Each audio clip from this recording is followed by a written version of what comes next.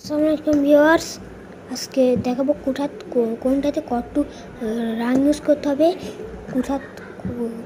কতটুক রজন ইউজ করতে হবে। তার জন্য প্রথমে আমরা রজন, এটা হচ্ছে রাং, ভালো কোয়ালিটির রাং দেবেন। হাত দিয়ে আমার টিপে করলেন। আমার তাতালটা 60 ওয়াটের আর ভোল্ট 220।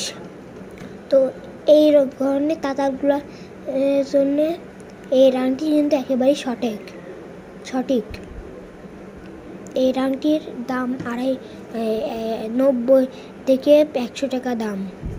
তো এটা পাশে রেখে দিই।